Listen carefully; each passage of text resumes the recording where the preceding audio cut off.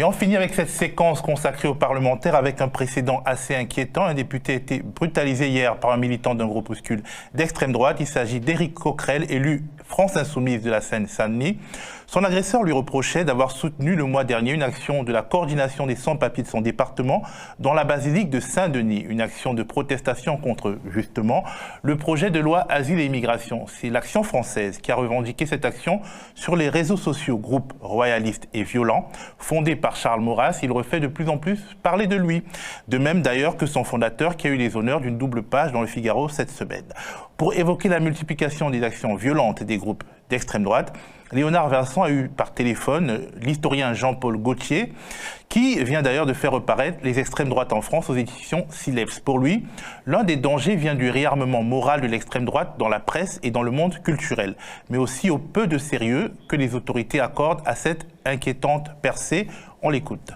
L'Action française, c'était qu'ils appelaient même un centre de formation intellectuelle, qui se cantonnait dans des commémorations, Jeanne d'Arc, Louis XVI, vendre son journal, qui a cessé de paraître d'ailleurs, et puis quelques conférences pour initier dans leurs locaux.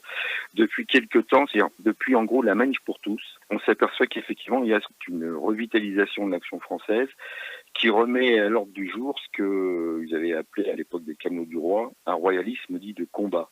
C'est-à-dire il s'agit d'occuper la rue par des actions violentes. Et donc on s'en aperçoit, soit à travers des interventions sur des facultés, des établissements scolaires, par exemple, ou des points de fixation comme à Aix-Marseille avec leur local.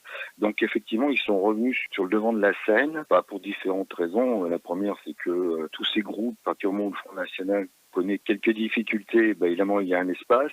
C'est un danger parce qu'ils sont extrêmement violents, ils sont sur le devant de la scène actuellement, et c'est des gens qui ont comme seul argument recours à la violence. C'est inhérent à leur existence. Jusqu'au jour où il y aura on va dire une bavure, quelque chose de grave, alors là ils se diront quand même on aurait peut-être pu faire attention un peu plus tôt. Je suis pas convaincu qu'il y ait vraiment un service, ce qui était jadis les renseignements généraux, suivent de près cette mouvance. Je pense qu'ils sont plus inquiétés par ce qui pourrait se passer du côté on va dire extrême gauche au sens large avec les zadistes et ainsi de suite, que ce qui se passe de l'autre côté.